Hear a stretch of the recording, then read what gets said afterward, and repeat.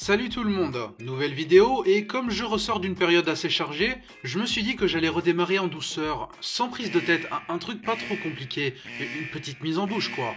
Du coup aujourd'hui, je vais simplement parler de manière assez concise de quelques films d'animation que j'ai vus récemment. Et puis mine de rien, c'est un concept sympa que je pourrais refaire de temps en temps, entre deux grosses vidéos, simplement pour partager mes découvertes et redécouvertes. Il pourra y avoir du très connu comme du moins connu. Comme avec les séries, j'essaie toujours de varier les plaisirs. Alors j'espère que ça vous intéressera d'entendre mon opinion, qui je rappelle n'est pas vérité absolue, sur les films dont je vais vous parler. Alors allons-y.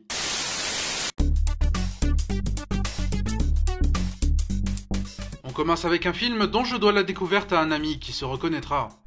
Enfin, quelque part, c'est pas tant un film à proprement parler qu'une compilation. J'explique le contexte. En réalité, Tux et Fanny, à la base, c'est une petite série de mini-épisodes, genre très mini, c'est-à-dire 1 minute chacun, publiés régulièrement par Albert Burnett sur son compte Instagram. Il tourne autour du duo éponyme, deux personnages vivant une simple vie, tout en s'embarquant dans diverses situations bizarres et philosophiques, sous couvert d'une esthétique 8 bits. Ici, les 80 premiers épisodes sont regroupés, et ça alterne entre le plutôt indépendant et le mini-arc avec continuité. Et malgré des instants un peu anodins par-ci par-là, ça garde une certaine cohésion globale, avec pas mal de callbacks, même dans son avancée en termes de narration. Par exemple, un événement a priori anodin, comme Tux accidentellement blessé, se voit finalement avoir de l'importance plus tard, car conduisant à ce dernier s'envolant au loin, générant tout un arc à lui seul. En tout cas, quand j'ai lancé Tux et Fanny, je n'avais aucune idée qu'il s'agissait en fait d'un assemblage de mini-épisodes.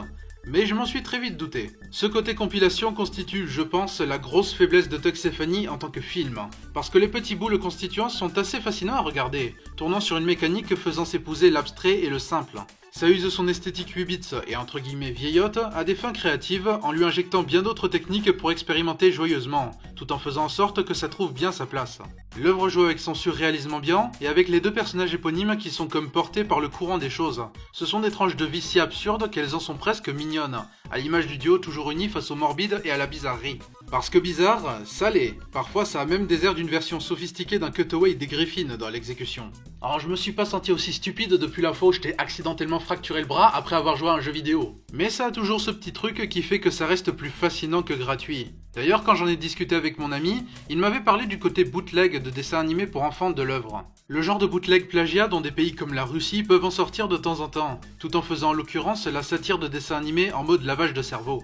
Et c'est vrai qu'on y retrouve de ça, avec sa patte visuelle, ses restrictions dues au format carré d'Instagram, et le fait que les personnages parlent en russe avec une voix monotone, c'est vrai qu'il y a un côté bootleg étrange longtemps mis au placard et qu'on retrouve soudainement. J'aime cet aspect. Bref, ça m'a plu, mais ça m'aurait nettement plus plu de façon épisodique je pense, car sur plus d'1h20, je ne cache pas qu'un sentiment de lassitude s'est installé de mon côté, d'autant que certains morceaux semblent pris dans une petite formule. Si j'apprécie la cohésion globale de cette compilation donc, au final j'ai trouvé le temps long, malgré tout ce qui m'a charmé. Disons que c'est comme des comic strips en soi, c'est mieux de s'en faire quelques-uns de temps en temps que d'en lire une grosse quantité d'une traite, et c'est pour ça qu'ils sont ce qu'ils sont. Là c'est pareil en somme, c'était initialement des morceaux postés régulièrement sur Instagram, et je pense que c'est mieux de le prendre ainsi. Mais ça reste une fascinante découverte obscure. Donc si jamais j'ai piqué votre curiosité, vous avez la chaîne Instagram d'Albert Burnett pour le format court, et vous avez la première compilation, parce qu'il y en aura au moins une autre oui, sur YouTube. Dans tous les cas, les liens seront dans la description.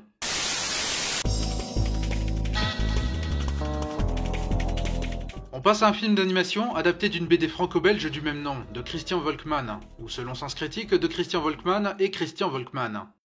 Mais... je vois double moi. Il y a 4 Christian Volkmann. Christian Volkmann donc qui est également réalisateur sur le film et qui est encore actif aujourd'hui. Il a récemment réalisé The Room si ça vous intéresse. Oh hi Mark. Bref, Renaissance, un film qui est... mouais.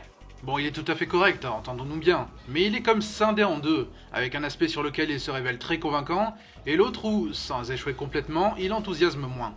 Clairement, ce film est une petite réussite visuelle. L'esthétique monochrome est formidable, ajoutant un vrai cachet à l'exploration de son univers, bien agencé en termes d'architecture du reste.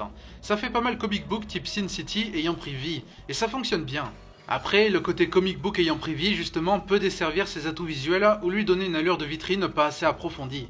Je n'ai pas l'impression que tout semble idéalement pensé pour aller avec le format long métrage. Je regrette notamment les fondus au noir, pas constamment présents non plus, mais en général mal placés pour marquer une rupture qui surtout casse un peu le rythme en fait. Mais du côté moins convaincant, c'est tout ce qui touche à l'écriture. Enfin, je veux dire, le scénario se suit tranquillement sans vraiment surprendre, mais l'écriture impacte certaines choses en les rendant maladroites ou pas très intéressantes, tout particulièrement les personnages. Le problème, ce n'est pas tant qu'on les a déjà vus, moi perso je m'en fous tant qu'ils sont bien écrits, que le fait que personnellement, j'en avais pas grand chose à cirer de ce qu'ils traversent. Ils ne dégagent rien en eux-mêmes, et pas d'une bonne manière, les bons personnages impassibles ça existe, et leurs relations, comme parfois même leurs agissements, me paraissent assez artificiels ou mal amenés. Je pense que c'est un film qui manque de définition aussi polie dans son fond qu'elle l'est dans sa forme, car il y a également certains éléments propres à cet univers qui n'arrivent pas à dépasser le stade de l'anecdotique en conséquence. Et quand même, dans son exécution, il y a un peu trop de facilité à mon goût. Et les méchants assez incompétents, alors qu'ils avaient plus d'une fois l'occasion de faire disparaître les héros, n'aident pas. Il y a notamment une séquence d'infiltration dans les locaux des méchants qui se termine avec les protagonistes repérés, et tandis que les méchants pouvaient facilement neutraliser un, eh ben non, ils échouent à cela. Hein, le méchant typique, bête comme ses pieds. Je me doute qu'il fallait que les gentils survivent, mais enfin bon, la suspension de la crédulité a parfois ses limites, vous savez. C'est dommage parce que, ne serait-ce que pour l'expérience visuelle et la démonstration de l'animation made in France, ça reste une découverte intéressante, et ça reste en soi un film tout à fait potable. Et le fond, aussi bancal soit-il, présente des idées et thématiques qui peuvent captiver. Mais ouais, peut mieux faire.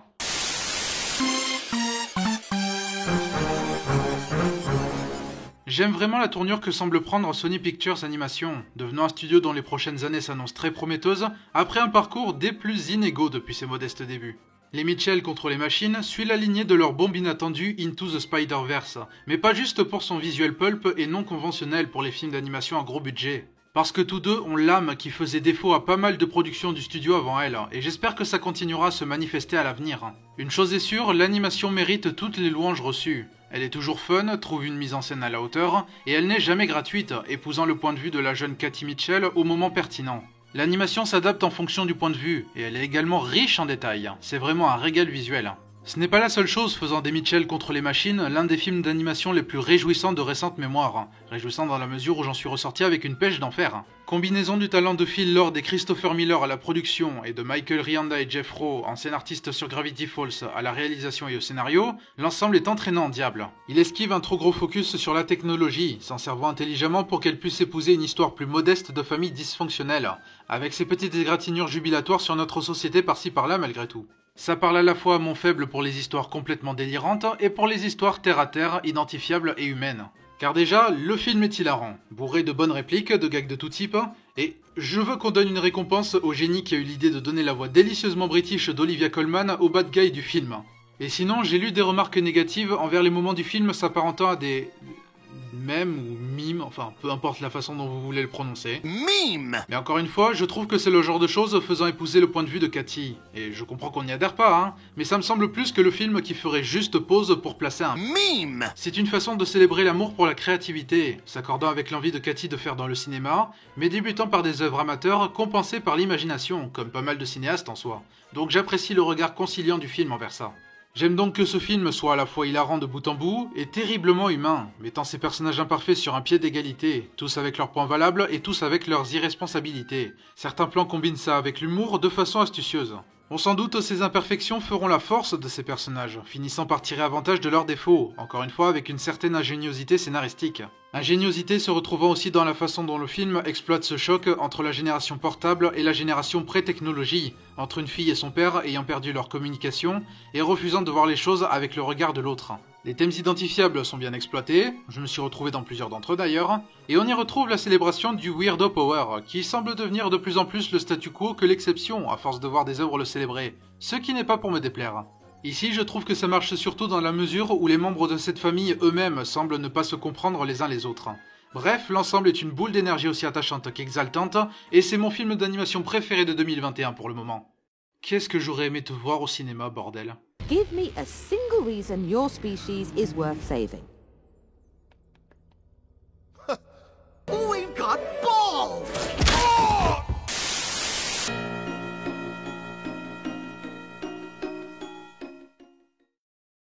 Waouh, ça c'était d'expérience. Un autre film dont je dois la découverte à un ami, pas la même personne m'ayant fait découvrir Tex et Fanny, mais elle se reconnaîtra aussi. La Casa Lobo est un film chilien racontant l'histoire d'une jeune femme ayant échappé à une secte allemande de religieux fanatiques et se réfugiant dans une maison où bien des choses étranges vont se produire, pour en dire le moins. Le tout sous une esthétique invoquant l'image par image et le papier mâché. J'ai presque l'impression que c'est pas très courant de croiser une telle expérimentation sous la forme d'un long métrage d'animation. D'habitude ça semble plutôt réservé au format court. Au-delà du fait que j'apprécie l'audace d'une telle démarche, qui en plus a dû nécessiter un travail colossal, c'était une sacrée expérience qui m'a mis mal à l'aise tout le long, dans le sens positif du terme. Quelque part, ça m'évoque le travail de Jack Stauber dans l'usage de la stop motion et d'une ambiance assez vieillotte à des fins ingénieuses et creepy, même si ça demeure radicalement différent. L'image chez la Casa Lobo est nettement plus propre qui plus est. En tout cas, plus jamais je ne verrai le papier mâché de la même manière. On dirait un peu une expérience en réalité virtuelle aussi. Ça bouge tout le temps, on explore cette maison sous forme de faux plans séquences uniques, tout se compose et se décompose devant nous, on a l'impression d'être enfermé, c'est assez claustrophobe oserais-je dire. C'est très créatif, employant l'art enfantin fait de papier mâché et de peinture sur les murs à des fins roublardes. J'aime d'ailleurs le côté voyant de la démarche. Par exemple les traces de peinture visibles recouvertes au fur et à mesure, ou la luminosité qui peut varier d'un plan à l'autre. Ça rajoute du cachet je trouve. En ce qui concerne le fond, c'est inspiré de la colonie Dignidad, une véritable communauté sectaire ayant existé au Chili, et à l'histoire, bien sordide, c'est le moins qu'on puisse dire. C'est quelque chose que j'ignorais quand j'ai découvert le film, et sans le prologue, étonnamment frontal quand le reste est aussi allusif, je pense que je n'aurais pas su du tout de quoi le film pouvait bien être l'analogie. Je ne connaissais pas assez le contexte visé pour émettre une vraie impression là-dessus, mais en sachant plus dessus, il est vrai que ça fait sens, mais il est vrai aussi que ça peut rester vague. C'est clairement un film que j'aurais besoin de revoir avec plus de connaissances dessus en tête. Mais de toute façon, honnêtement, j'ai aimé voir le film comme une expérience au fond vague. Tout n'a pas toujours besoin d'être une métaphore en soi pour être apprécié, et en l'occurrence, c'est surtout l'expérience elle-même qui m'a marqué, je pense. Je trouve que ça a l'allure d'un conte de fées glauque et sinistre, avec plusieurs renvois subtils ou plus frontaux, et me concernant, c'est aussi très bien comme ça. En tout cas, ça faisait un moment qu'un film n'avait pas généré en moi une telle sensation d'inconfort, et en tant que fan d'animation, ça me botte toujours de découvrir des œuvres sortant des normes actuelles. Elles ne sont pas aussi rares qu'on le croit, mais elles peuvent être facilement éclipsées. La Casa Lobo, c'est original, et ça m'a tenu en haleine de bout en bout. Je conseille fortement si vous êtes ouvert à ce genre d'animation, à la fois artisanale et alternative.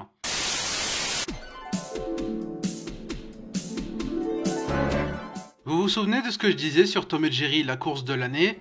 Eh bien, c'est tout ce que le film de 2021 n'est pas.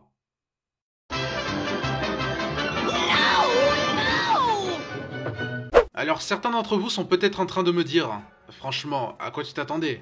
Et vous aurez l'air un peu idiot de dire ça devant votre écran alors que vous savez pertinemment que je ne peux pas l'entendre. Mais honnêtement, j'ai vraiment cru lorsque la bande-annonce est sortie que ça pouvait être correct. Je m'attendais pas à monts et merveilles non plus, juste à un film qui exploite bien son cadre qui pouvait permettre à Tom et Jerry de renouer avec une intrigue bien cartoon, puisqu'il s'y prête assez. Même quand les critiques négatives du film sont sorties, je voulais quand même y croire un minimum, bon public que je suis. Du coup, je suis peut-être juste débile à croire qu'il y a une sorte d'opportunité manquée, au lieu d'avoir fait comme beaucoup d'autres et me dire que c'était foutu dès le départ. Mais non, sincèrement, malgré le live action, je trouve qu'il y a une base qui pouvait donner quelque chose.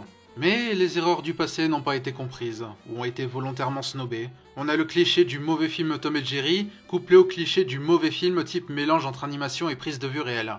J'imagine que beaucoup ont commencé à pester dès que l'intrigue principale autour du personnage de Chloé Grace Moretz, ici réduite à 3 expressions faciales, a pointé le bout de son nez. Mais perso, et ça me fait vraiment de la peine de dire ça, j'ai commencé à m'énerver dès l'apparition du slapstick. Je pensais que j'allais me ragripper à ça, mais non. J'ai l'impression que dans la tête de l'équipe, comprendre le travail de William Hanna et Joseph Barbera se limitait à reprendre trait pour trait certains gags de leur cartoon. Le génie de l'exécution au moins. C'est du vol et du plagiat. Si vous avez vu ma vidéo sur la course de l'année, peut-être vous souvenez-vous de ce que j'ai dit sur le rôle important de la musique dans la réussite du slapstick des anciens cartoons. Eh bien, ça aurait été cool qu'ils aient compris ça, au lieu d'accompagner l'humour visuel d'une soundtrack absolument vomitive. Je ne sais pas si c'était une initiative volontaire de l'équipe ou si c'était imposé par le studio, mais dans tous les cas, c'est insupportable. Et je ne parle même pas du merveilleux sens du rythme des cartoons troqué contre un rythme lassant ici. Je veux dire, pour un exemple, je vais prendre une scène d'un des anciens cartoons et la version de la même scène faite par le film pour vous donner un ordre d'idée.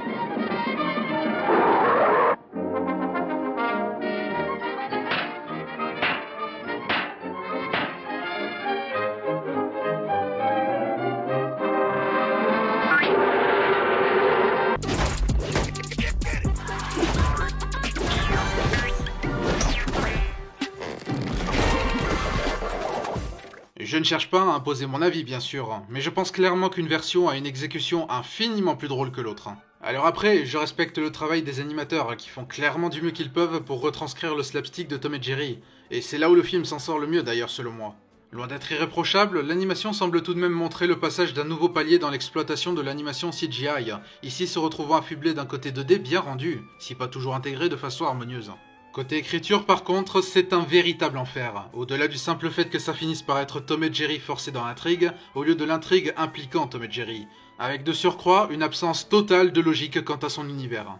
J'ai l'impression que le film s'est dit que c'est pas grave vu que ça se veut cartoon, et du coup, en tant que fan de cartoon, je me suis senti pris pour un con. Il se frotte les mains avec des personnages tous plus débiles les uns que les autres, la palme revenant au manager de l'hôtel, pour justifier l'avancement de son scénario. En plus, j'ai horreur d'à quel point le rapport entre les humains et les animaux est confus dans ce film. Même si des fois c'est tourné à l'humour, comme au début avec les passants impressionnés par un chat aveugle qui joue du piano, et furieux quand ils se rendent compte que c'est juste un chat normal qui joue du piano. Mais sinon, les personnages animaliers et le slapstick sont perçus par les humains de sorte à rendre cet univers encore plus bizarre à encaisser.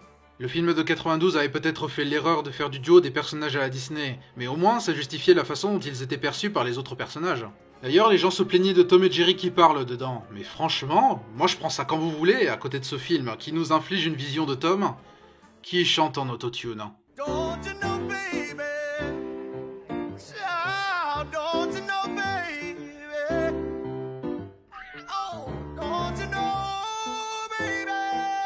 Little girl, don't you know? Please, listen to me, baby. Et pour finir, j'ai absolument aucune idée à qui ce film se destine.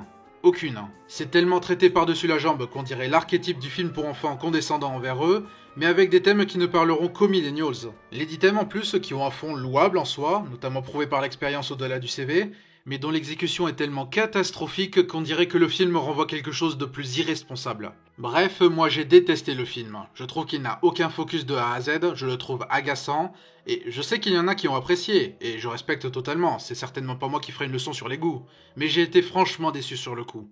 On pouvait pas avoir plus de ça à la place. Mais bref, ainsi se conclut la vidéo. J'espère que ça vous aura plu, et si ça vous plairait que je refasse ce genre de vidéo de temps en temps, n'hésitez pas à me le faire savoir. On se retrouve lors de la prochaine chronique, ciao!